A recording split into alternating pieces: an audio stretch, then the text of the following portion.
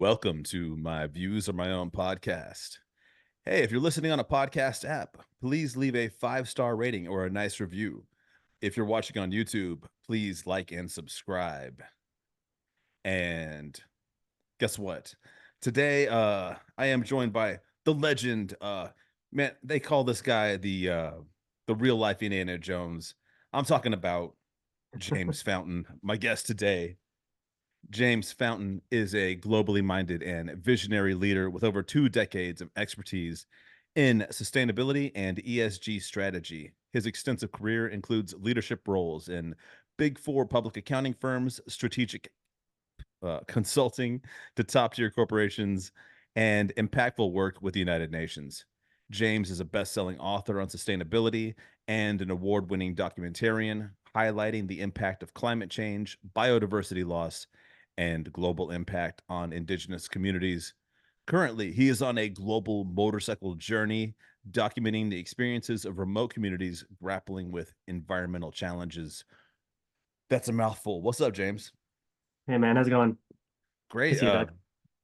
That was obviously I only read like 10% of your bio, but Eh, I felt like if I yeah, went, it's a, went it's a little long. Sorry about that. I probably could have gotten a shorter one. Hey man, you're frozen on the screen right now, but I can hear your audio, so I'm just gonna keep rolling if that's cool with you. Cool. Yeah, yeah. I mean, we're coming in and out as well. I mean, there's a little bit of freeze and there's a little go, freeze and go. I have everything off, so hopefully my bandwidth is gonna pick up here in a second. Cool. Well, either way, the audio is great, so I'm just gonna go ahead and just kick it off with some questions, man. Cool. Um, just to begin, ESG, environmental, social, and governance strategy. Can you tell me about this concept and what it means for your work? Yeah, ESG. I mean, it's kind of if you think of sustainability, as a broad umbrella, and sustainable operations and sustainable business is an area that many forward-leaning organizations are going toward right now.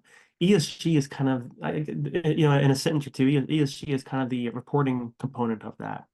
So the SEC in the U.S., the Securities and Exchange Commission, has just recently released guidance that public companies have to report on certain metrics.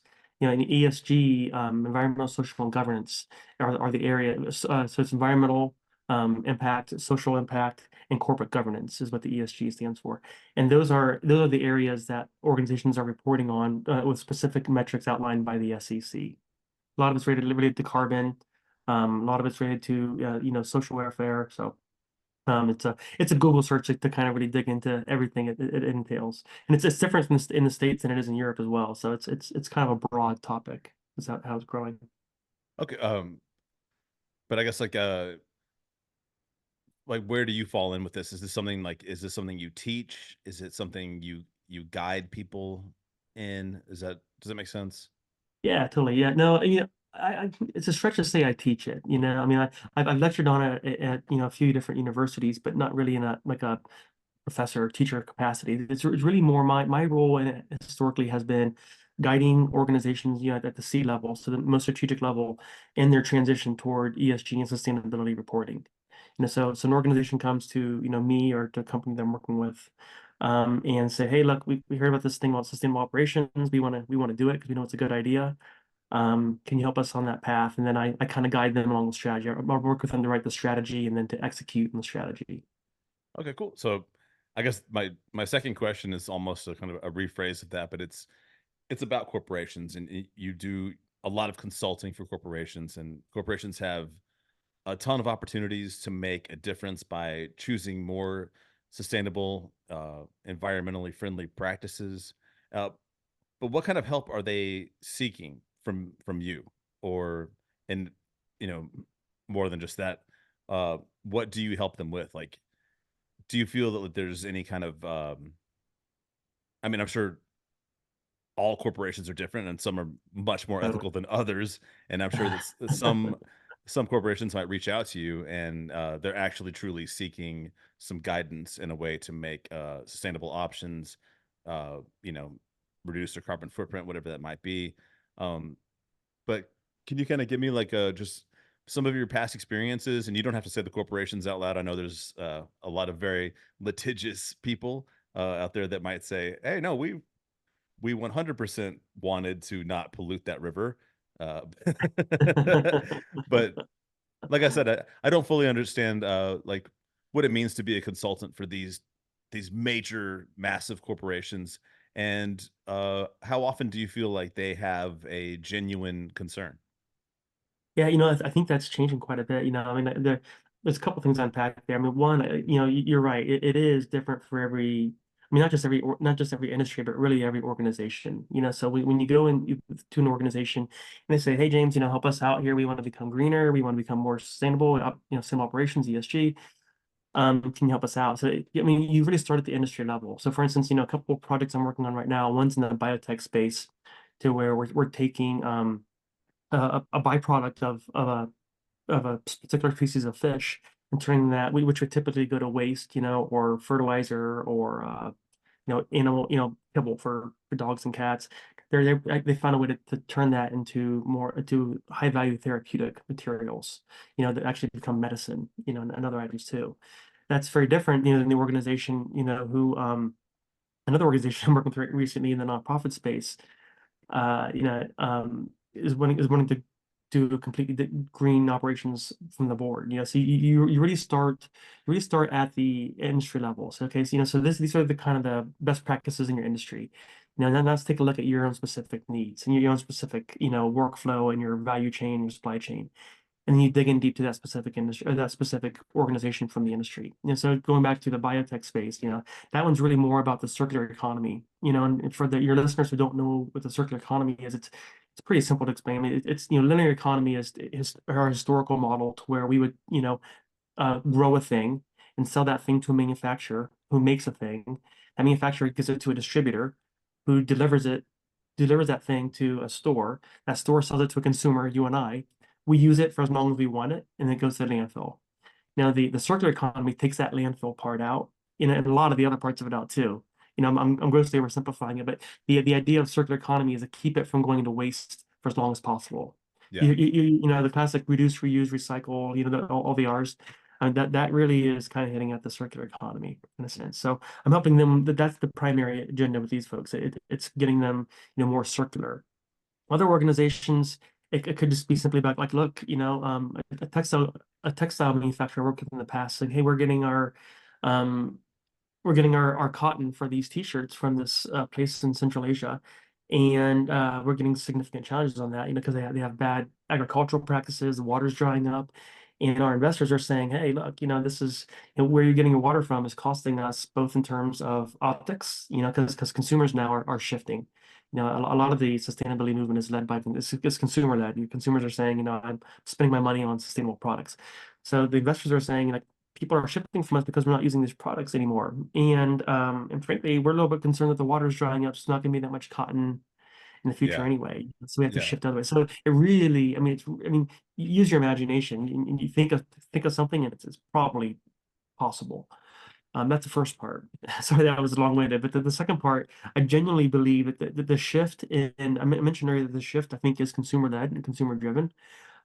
But I think a lot of organizations are really doing it intrinsically, because I think what's happening is, leadership and the ethos and values of modern leadership is changing.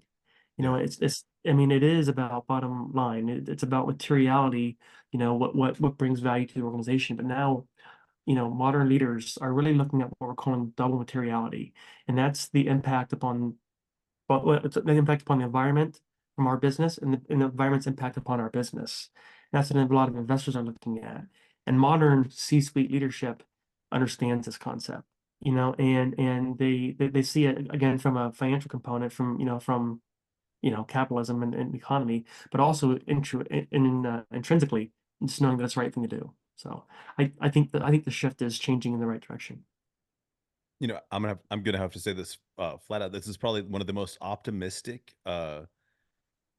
things I've ever heard someone say. Not ever, but in recent memory, this is one of the most optimistic Yeah, things I've heard someone say about totally. the corporate mentality. And like you said, like yeah, the C-suite, these these executives, the people that generally when you I always think of 30 Rock. I always think of Alec Baldwin's character, and Yeah, totally. his like complete inability to understand that there's a finite amount of resources on the planet, and Yeah. they're always just trying to make another microwave.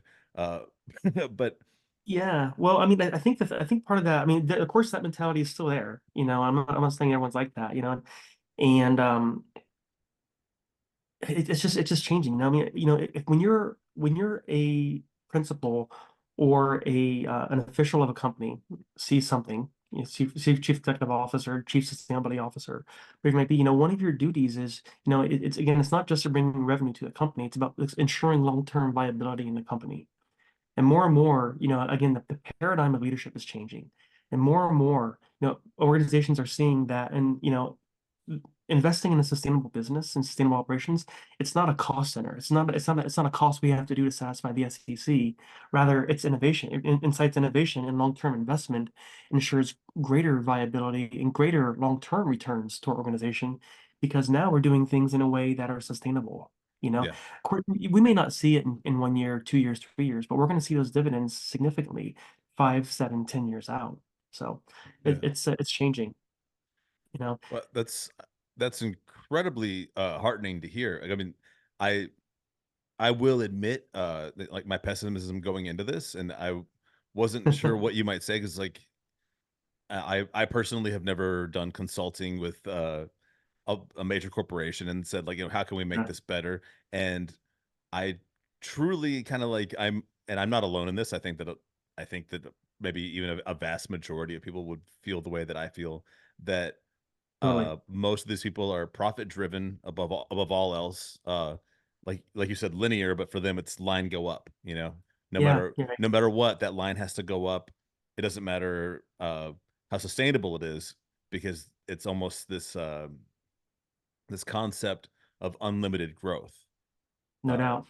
Yeah, and well, and I think that's a relic of the sustainability industry and the sustainability movement. I mean, so many of us might feel, and this is kind of, a big part of what I do now is really on the qualitative side rather than the quantitative side of sustainability.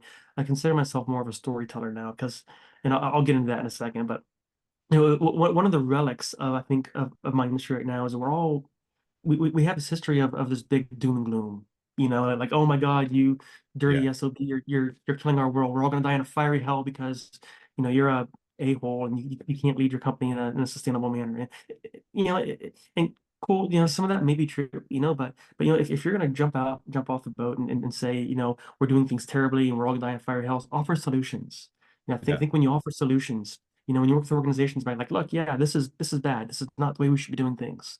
There's a better way. Let me show you how. This could be the results of it.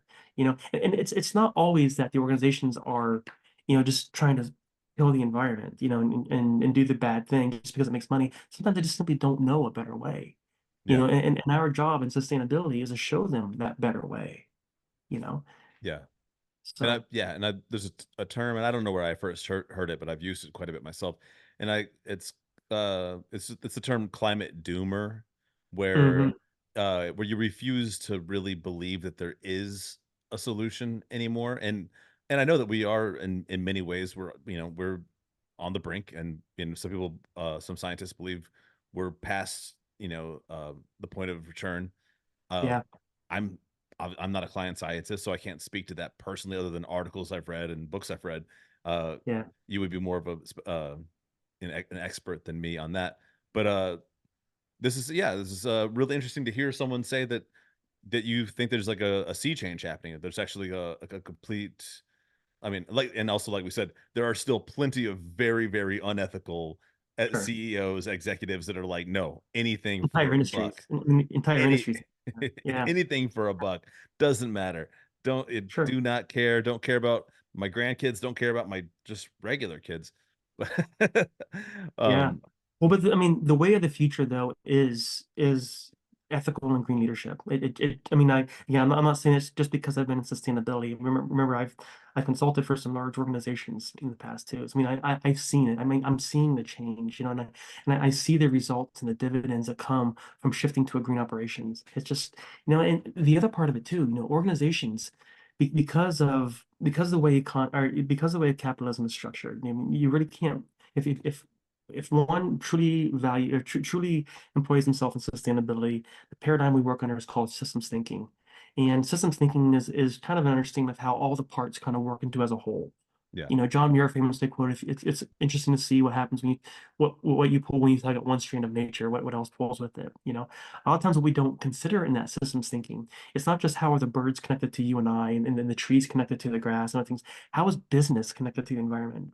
How is the economic system and our faith and our culture in the Anthropocene? How is it all connected together? That's a true systems thought.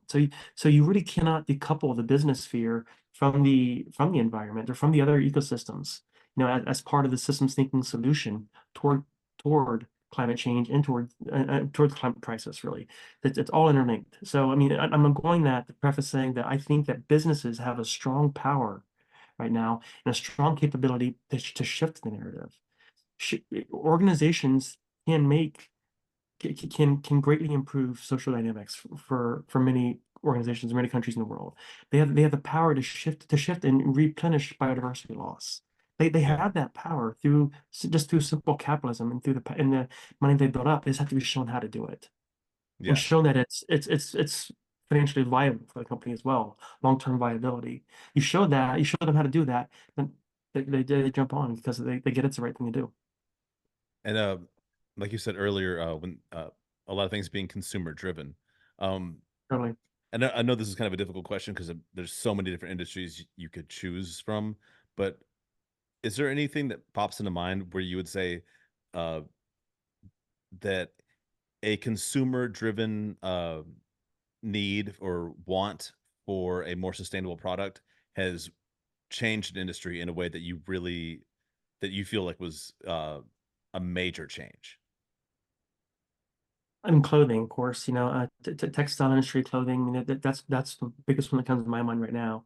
I mean, there's a lot of organizations who are shifting to recycled and renewable materials, and there's another term called fast fashion. There's a lot of Yeah. shops you see at the mall, for instance. They may sell a product that is meant to be worn at most for a season, and then you know either taken to the landfill or sent on in some big container with a bunch of other material clothing like it and shipped to a country in the southern hemisphere, for Yeah. instance.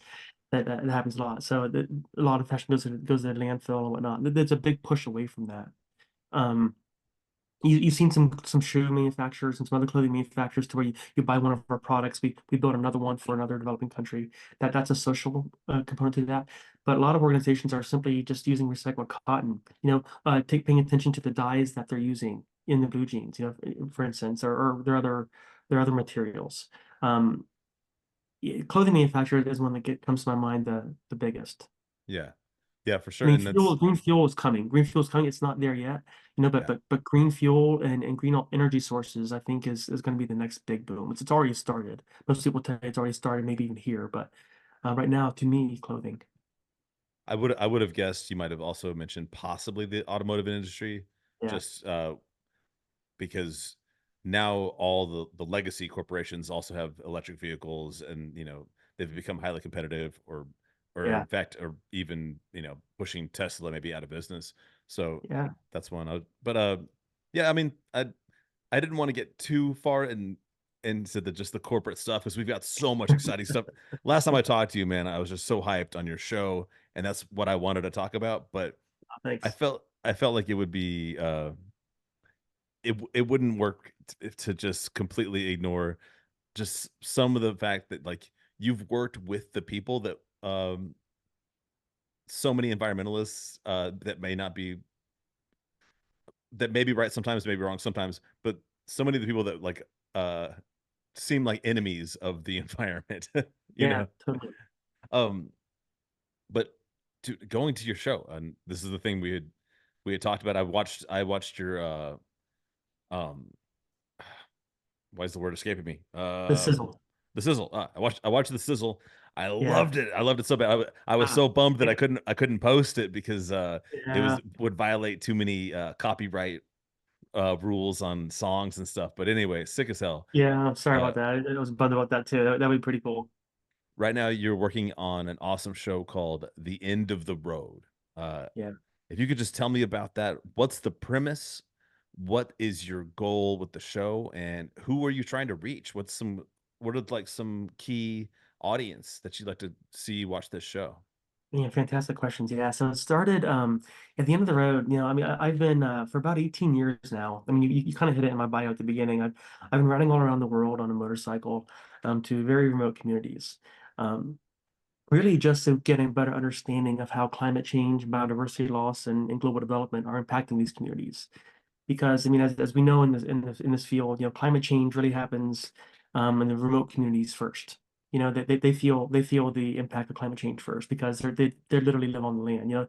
You and I we're sheltered from that somewhat. For instance, we can go into an air conditioning building if it gets too hot, right? Yeah. Yeah. Yeah. For instance.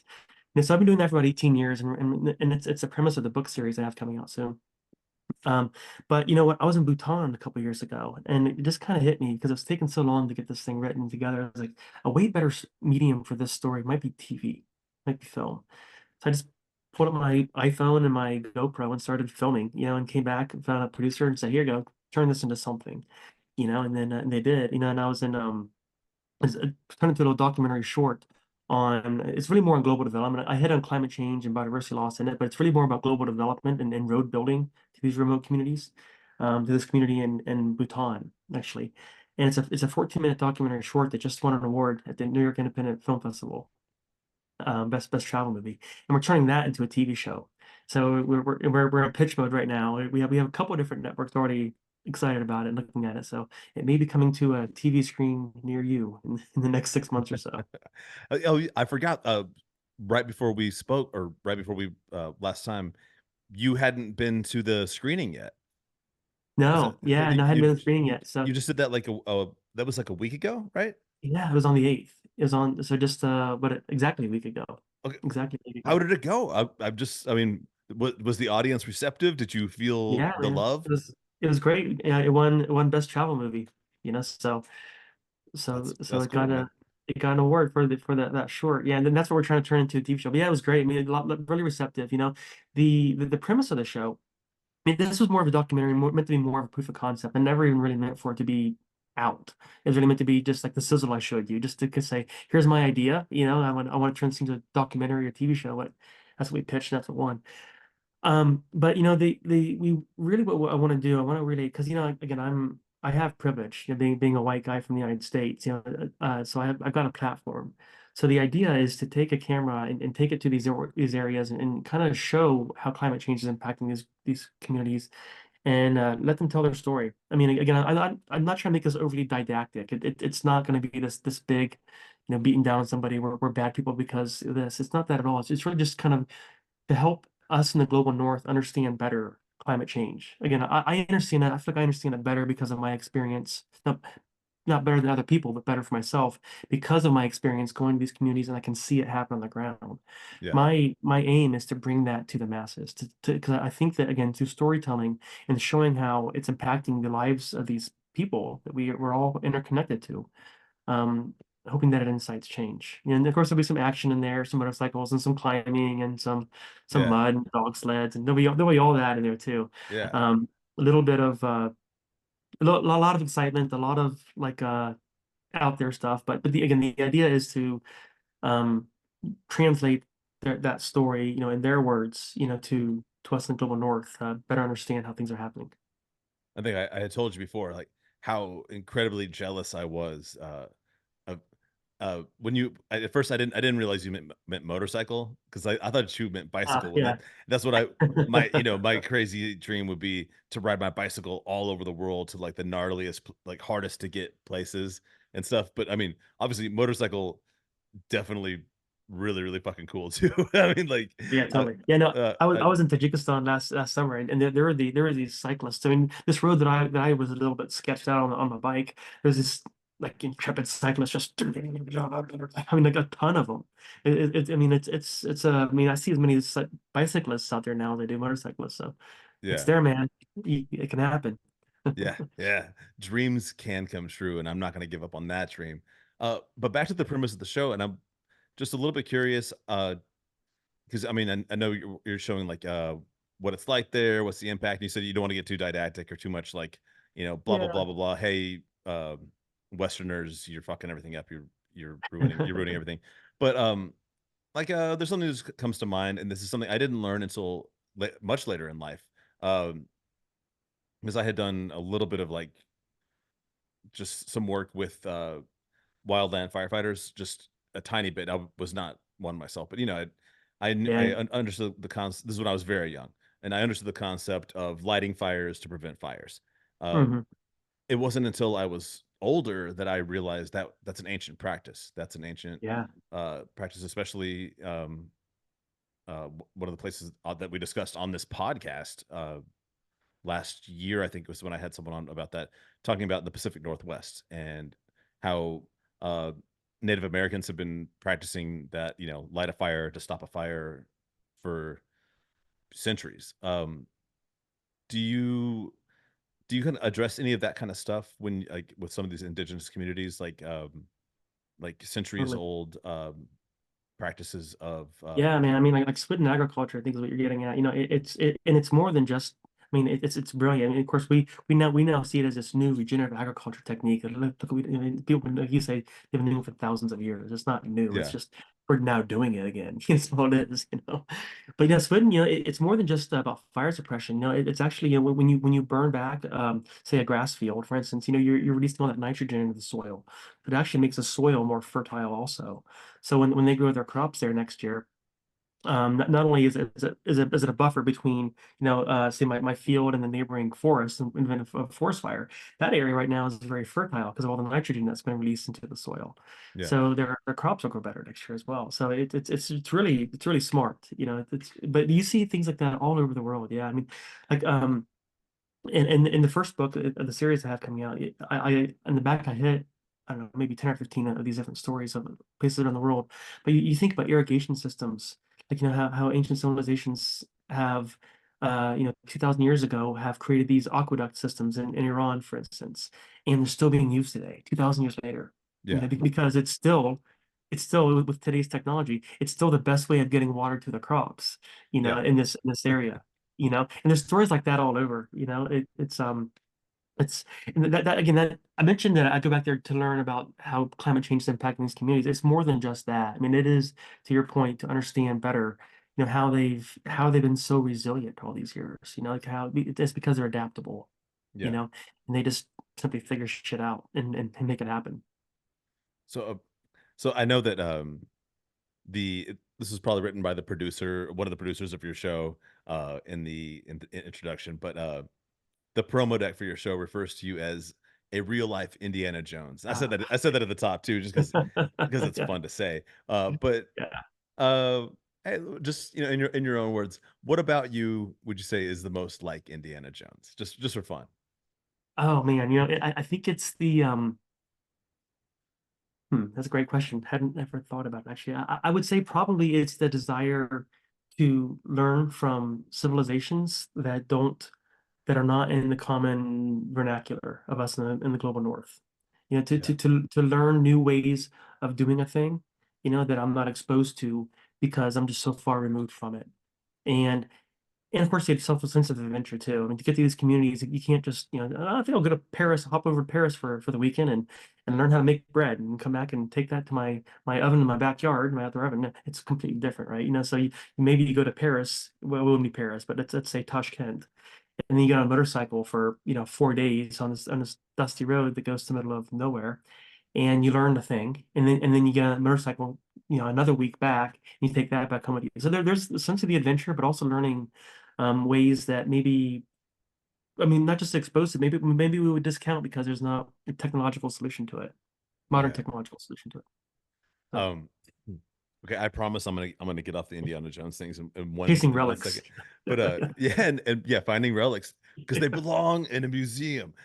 So Yeah, totally. I have to ask you this because when I was a kid, the Indiana Jones trilogy, I had all three of them on VHS, and I watched them over and over. I would have to say, and no offense to any actual male role models that I've had who are human and alive and aren't make believe. I would have to say Indiana Jones was one of my biggest male role models. Uh, Oh, dude. I just want to ask, man. Uh, just okay. This is we do lightning rounds on here. I don't have one for today though. So this is the only lightning round. Super fast question. gut reaction. Don't think about it. What is your favorite scene from any Indiana Jones movie?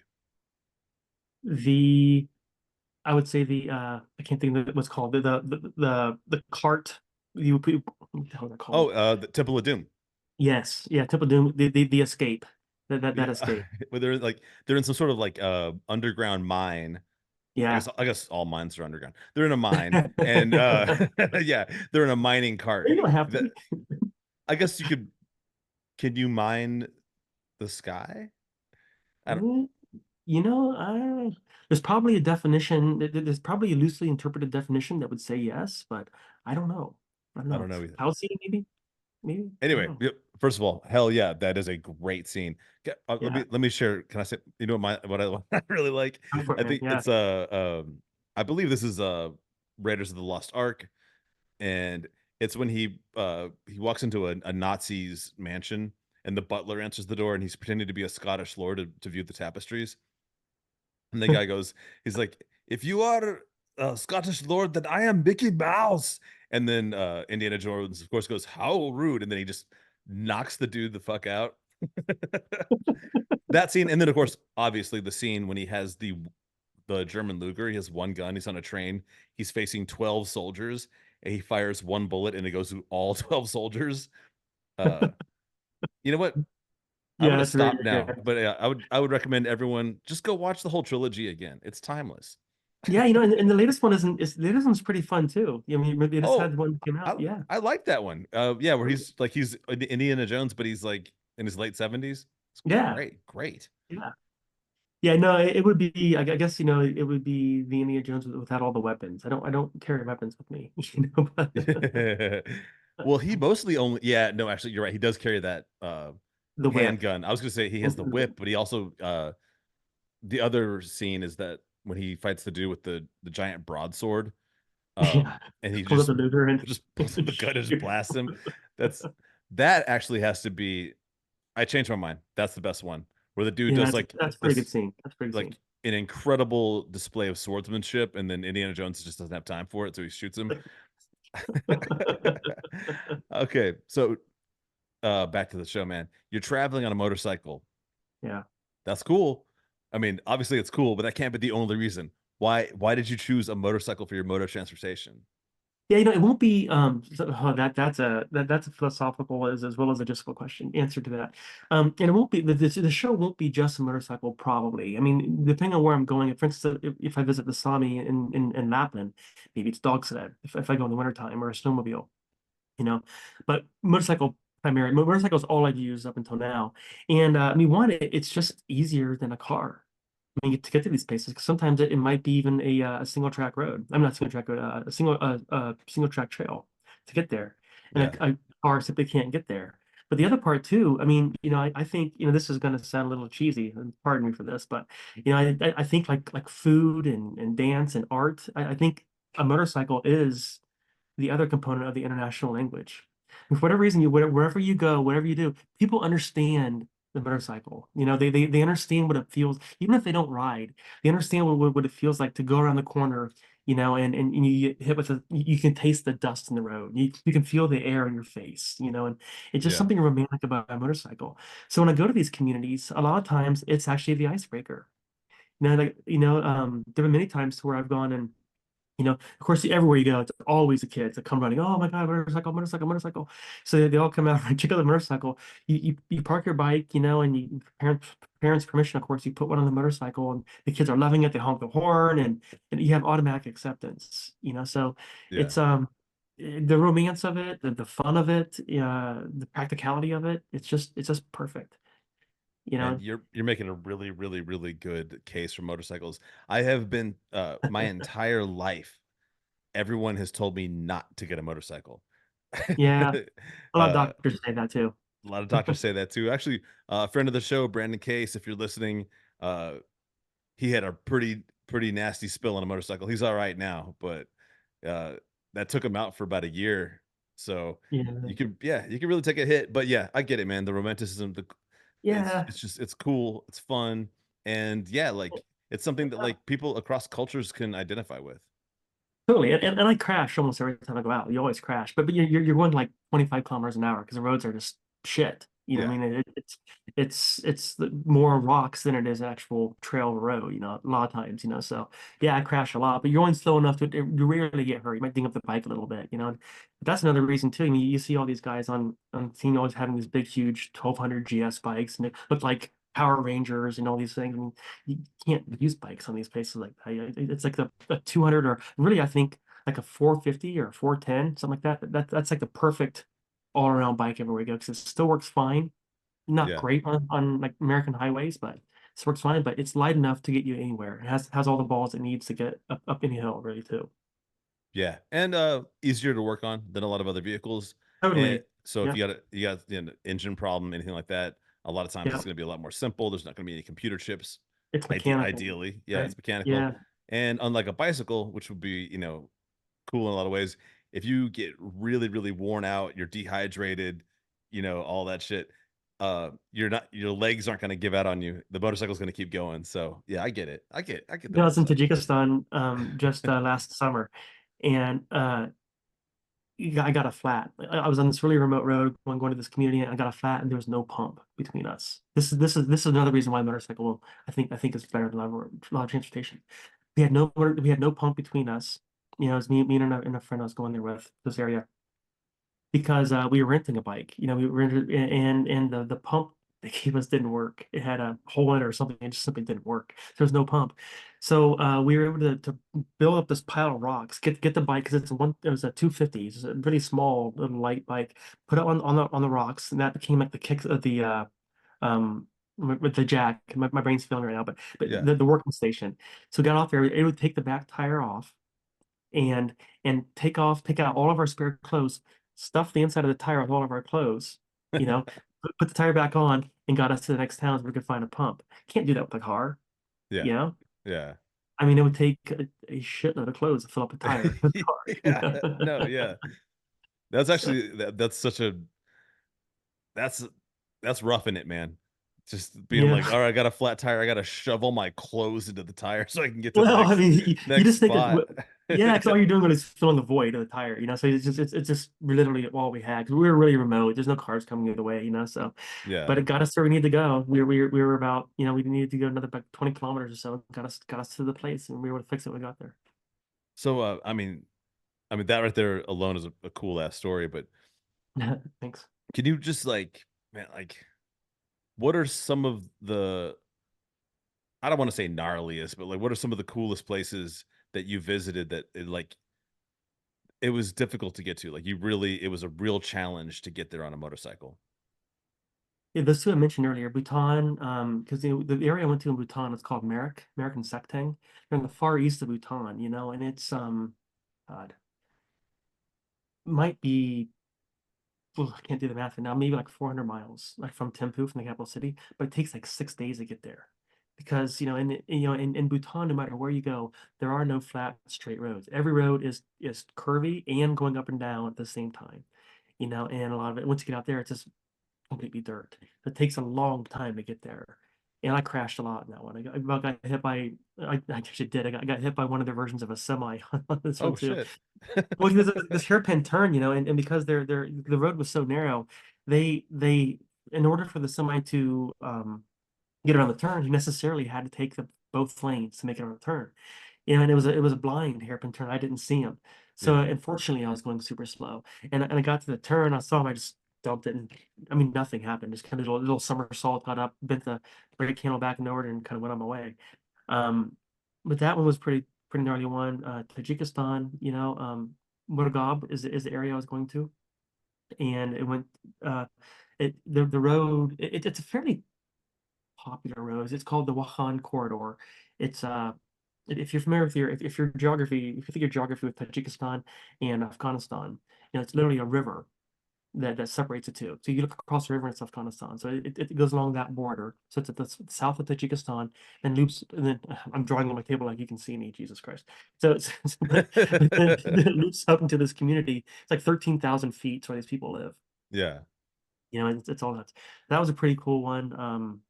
this community in the Philippines, up in Luzon in the Philippines, that was gnarly because I did it during the monsoon like an idiot.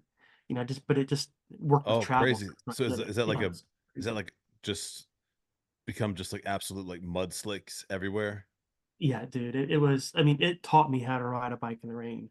I am not afraid to ride a bike in the rain anymore. I mean, that's not true. I am still, but I mean, it taught me how to make it happen. But yeah, yeah, muddy and in some places you just simply had to wait and stop till the rain stopped because it was bad. But that one was pretty gnarly. In the summertime, it wouldn't have been as bad, but the rain made it pretty tough.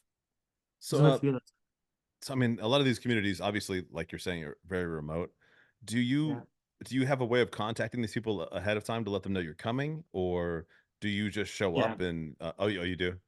Yeah, yeah. Hey guys, wanna chat Well, sustainability? I thought maybe you were just popping up and saying like, "Hey, I want Yeah, to I mean, learn." sometimes, yeah, sometimes if I'm passing through a community, I do that, but I try to get that arranged before I go there because, again, I don't want to just come there and be like white guy coming into the village and say, hey, let's shoot this film and write this book. Tell me what you know. Yeah, I try to get it arranged, make sure it's, I try to find village leaders to make sure they're okay with it, and because it always requires a homestay. There's no yeah, hotel. There's yeah, not of really a place to course. pitch a tent, so you have to find somewhere to sleep. So usually through that, I can get interviewed with people, but yeah, I try to arrange it all before that. Again, just to stay above board, make sure there's nobody thinking I'm doing anything shady back there. I'm not some American spy Yeah, coming on the yeah. border of China and trying to. Well, yeah, Yeah, I mean, you just said you're like cruising along the border of Afghanistan. I mean, a lot of places yeah, where like, people might be like, "Is this guy in the CIA?" Uh, totally, totally. and Yeah, so that's always a concern.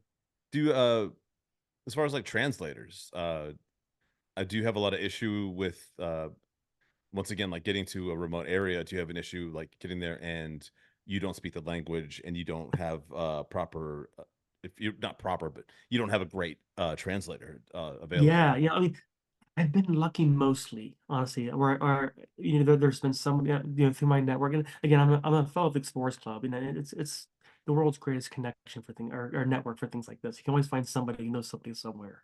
It seems Yeah, like, so usually I've been able to find somebody who speaks English or um speaks another like major language like say Russian or Spanish or Chinese that can be translated to someone who speaks both Chinese and that language and English that can be translated to me because the like tribal languages you just can't learn all those. like I a mean, like a little Rosetta Stone of people. I know, yeah.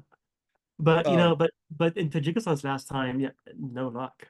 I mean, I got there. So when we left, we didn't have when we left Tashkent, we didn't have a GPS. We didn't have a map. We didn't even have a compass. So we literally, and I went with a friend of mine from Bhutan, a guy I met there. So when you're in Bhutan, you have to have a guide because of their visa laws. So, but he and I ended up becoming good friends, and we ended up meeting in Tajikistan through this trip. But neither one of us spoke Russian. Neither one of us spoke Tajik. Neither one of us spoke any of the tribal languages. He spoke Indian and Bhutanese, and a little bit of Chinese. I speak English, a little bit of French you know, but neither we couldn't get along. So we very quickly learned because we didn't have any navigation. We very quickly learned the difference between this and this. You know?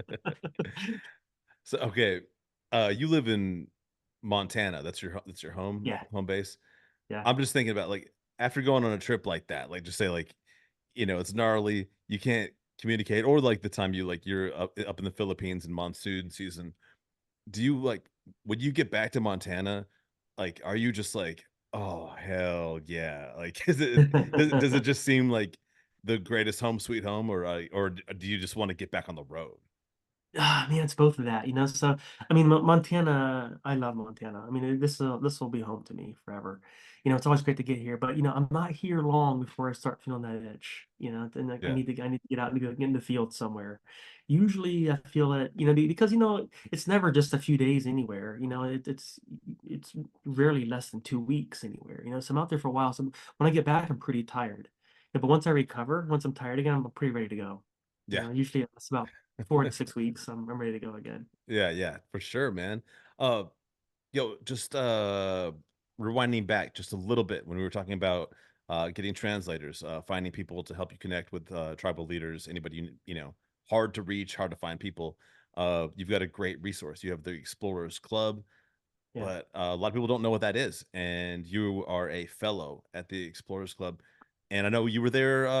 You were just there a week ago. That's you Yeah, were up there showing off some of the stuff you've been doing, and I think absolutely. getting them hyped up. But for all of us who don't know what the Explorers Club is, never seen inside, what is it?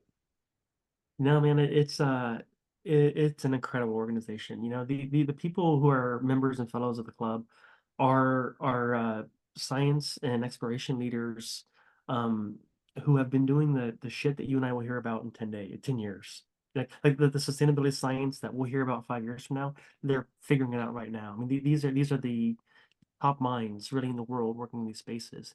And it's people who aren't just simply, taking a cruise ship and going to, oh, let's see what the fjords of Norway look like and come back and oh, I visited 12 countries in that trip. And no, really the intent of the Explorers Club is to go somewhere and do a thing. So you go somewhere and you prove knowledge and understanding of something. So it's usually in the name of science or furthering knowledge and understanding. Yeah, Um, some notable explorers. I mean, Bertrand Piccard is one I've spoken with recently. I mean, Shackleton's, of course. I mean, anybody who's, I mean, just Google it. A bunch of names will pop up. yeah, for But sure. anybody who's done a lot in exploration in the last 120 years has been a member of the club. First to the moon, first to Everest, first to the bottom of the ocean. I mean, it's really interesting people Yeah, and this yeah lots it of sounds egos. sounds Right? fascinating. Yeah, a lot of big egos. Yeah, totally. it that's, there's a reason why they don't call it the tourist club though. I mean, you guys That's are right. out. The You're travel club, the travel club because yeah, anybody can be in the dude. I'm in the travel club. I We all I can go do that. places, but yeah, I don't necessarily come back having learned anything I didn't. Sometimes I come back dumber, depending on Yeah. depending on where I go and what I did when I was Well, there. honestly, I mean, if done right, I think we all should, in a sense, right? I mean, Yeah, I think if we travel somewhere, when we travel truly open. I think a lot of times we have a greater understanding of what we don't know. You know, yeah, yeah, for sure. we Yeah, we understand that we don't know a lot. That the way we do things in our day to day, there's better ways to do it, different ways to do it, different ways yeah, to understand it, different ways to see it. yeah, yeah. Absolutely, man. You're making me like just want to get out there and just see something brand new, like right now, like some, you know, Yeah, I, I I get that do, feeling very well.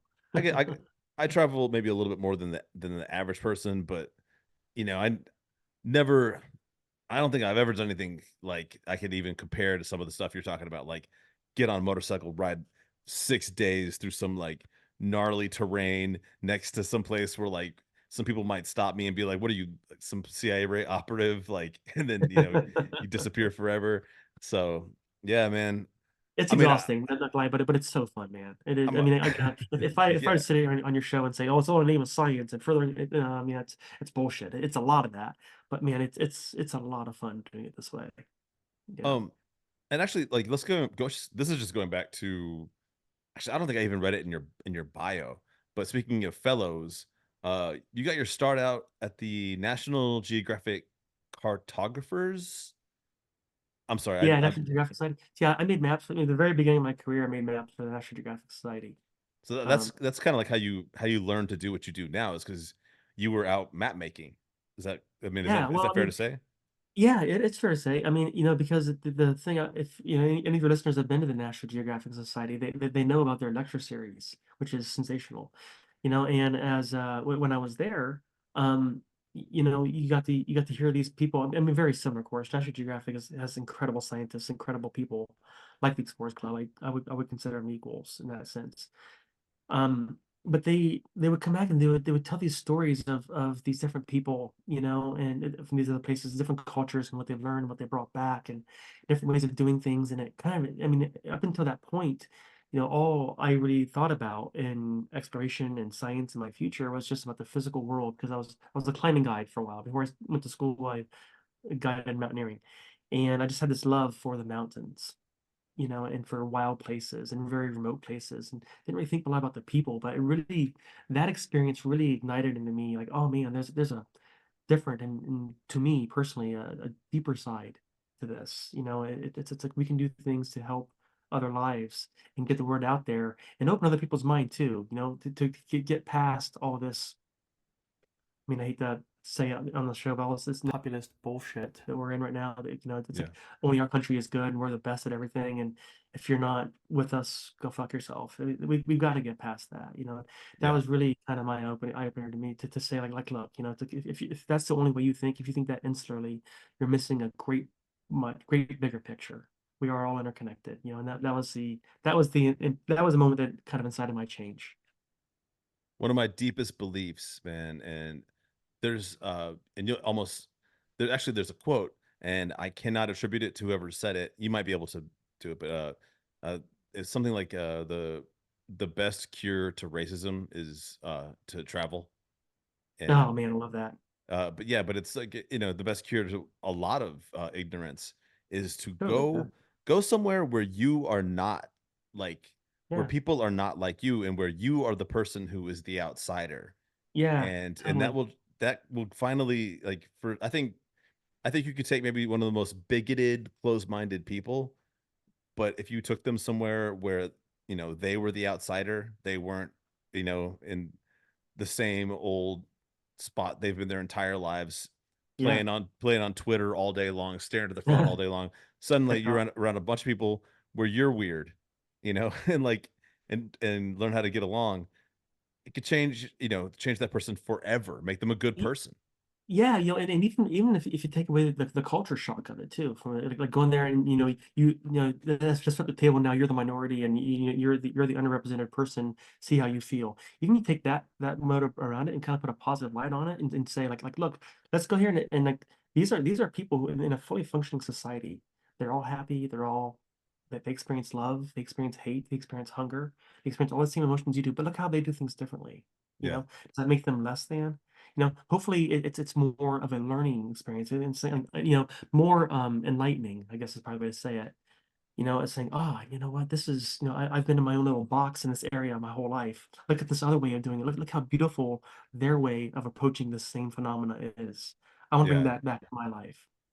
There's beauty and there's so much beauty in multiple cultures. When we get past our groupthink mentality and we can accept that, diversity really is what makes this world an interesting place.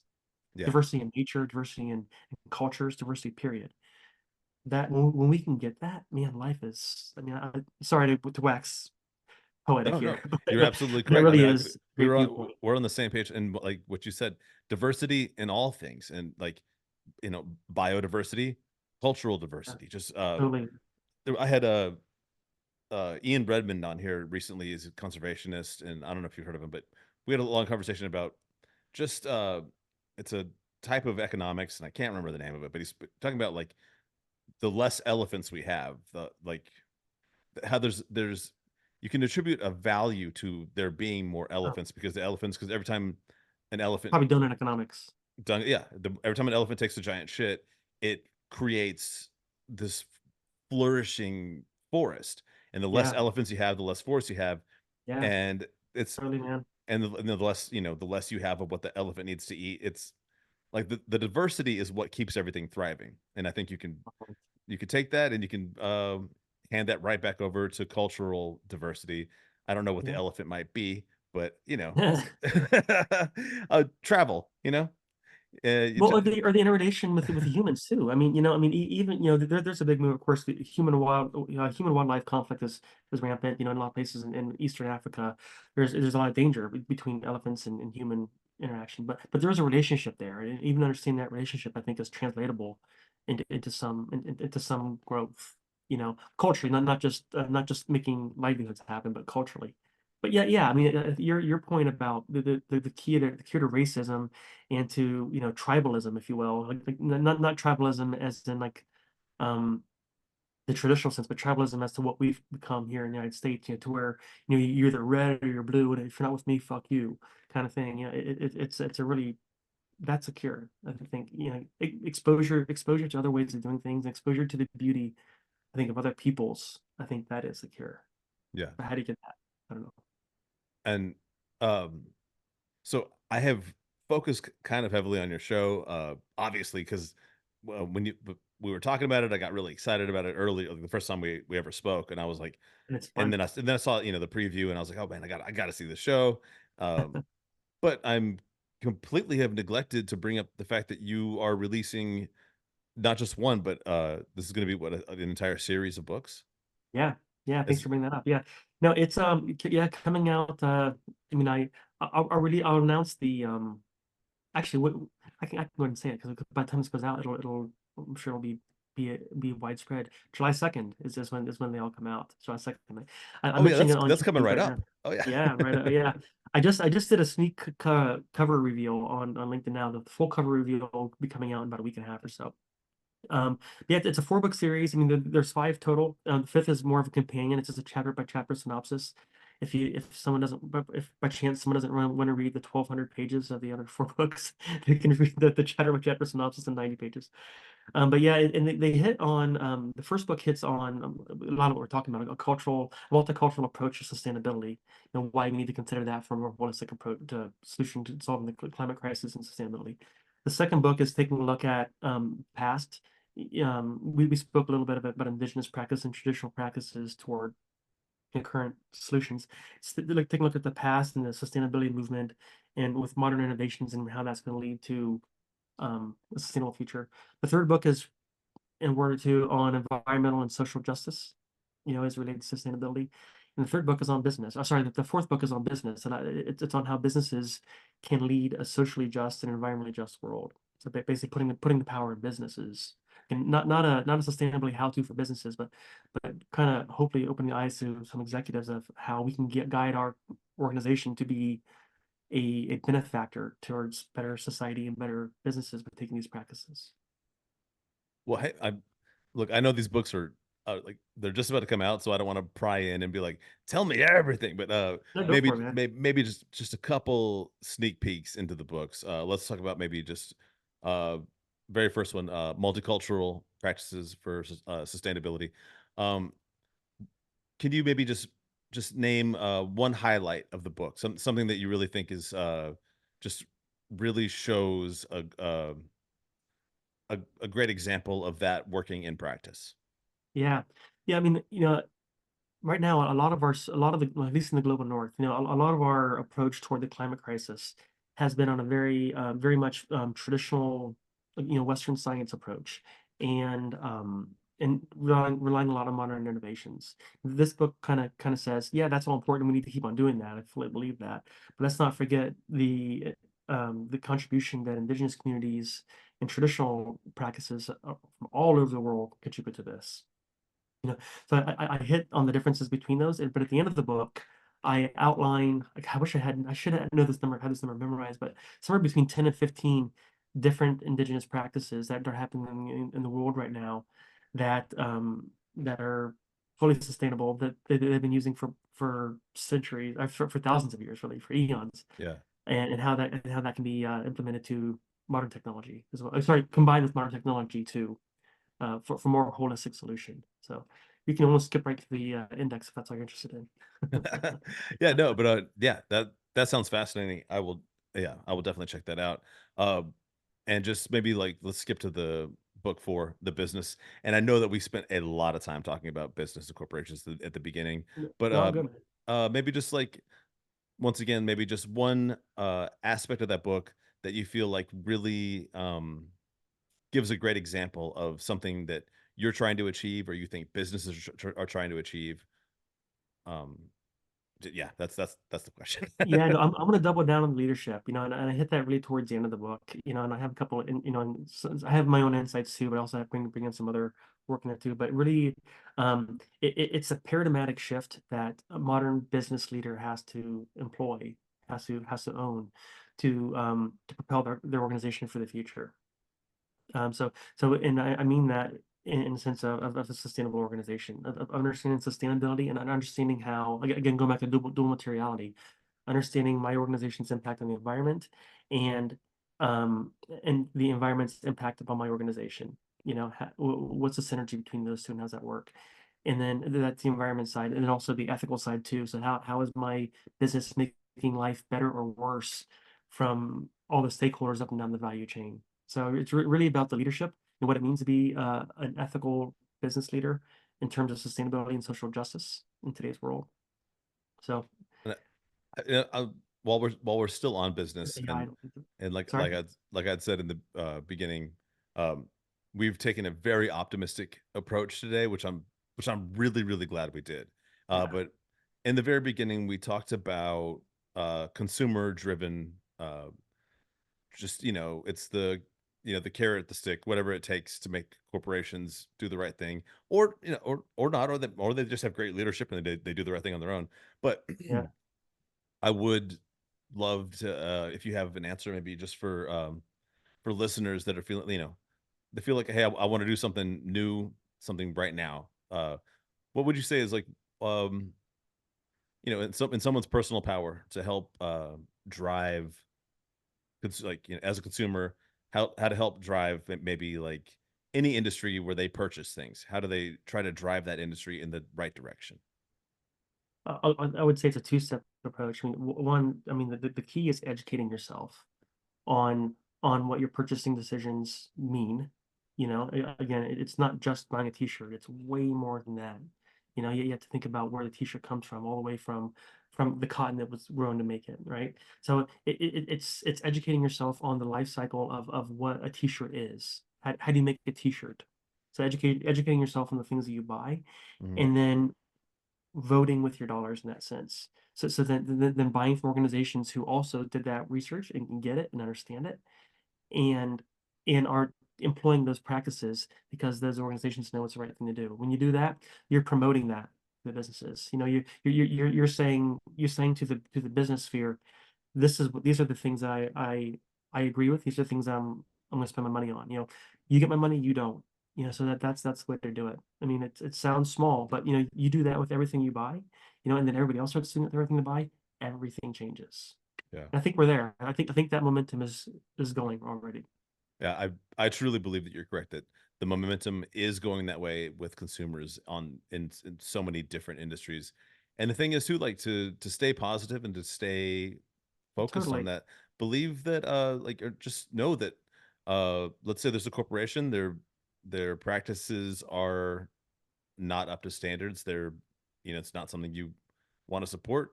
And if you can personally divest from that, and 12% of their consumers also do that, their bottom line has been affected in such a way, even with just losing 12% of their customers. I mean, that's, let's say Spot 10%, on, just so, man. 1 in 10 people have decided, hey, I'm not going to buy this company that dumps toxic sludge into this freshwater lake near my home, or, Yeah, or near anyone's home, if that's, if you can avoid it. Uh, but yeah, like, it's there's a momentum, and you're not alone. You're not the only person in the world that wants things to change. It's something I just want to get across to people that sometimes get spot that on. the doom and gloom and the pessimism. You gotta, you know, yeah, like you said, vote with your dollars. Don't Yep. don't buy shit where they burn down the rainforest. You got it, man. Got it. Yeah. And the other thing I guess the other thing I would add to that too, you mentioned the doom and gloom. Eco anxiety is a term now. And there's a lot of schools who are teaching eco anxiety Hmm. at the collegiate level. Don't give in to eco anxiety. I mean, if you're feeling, like you're fucked because you're a millennial, or you're a Z, and like your generation, my generation kind of fuck things up for everybody. I mean, if you're feeling that, I mean, there are solutions. There's ways forward that we can make this happen. Just do the Yeah, research. Don't listen to all the negativity. yeah, Listen to some of it because a lot of it's true, and it's important to have that impetus to guide you forward. But know that there's a lot of smart people working on it. It's not all hopeless, but we have to change our ways if it's going to happen. It is hopeless if we don't change. yeah. Period. And the technology is out there, and as you said, the indigenous practices that have existed for thousands of years are out there, and they can be combined, and we can reverse so much of this damage, and we can stop uh so You much of got it. what's been done. And that's just us getting together, and it's teamwork makes the dream work, right? You got it, man. um James, man, I got one final question for you. It's kind of the biggest Yeah. question. It's a multi-part question. Where can people find your work? First of all, your books, the book series that's coming out. where can people find you, get copies of these books, as well as what's going on with the end of the road? When will that be available? Where can people possibly just even just watch the preview that I've seen? And Yeah. anything else you'd like to share? Yeah, sure. So the books are by the time this comes out, the books will be on Amazon. Probably, right? If not, I mean, just follow me on LinkedIn. Follow me on LinkedIn, and I'll let you know when they're on Amazon. But they'll be on Amazon starting July 2nd. And also my website, jamesfountain.earth. Um, what else? Ingram Spark, I think they'll be on there too, and Barnes and Noble. They'll be in all those, and Apple. They'll be in all those platforms.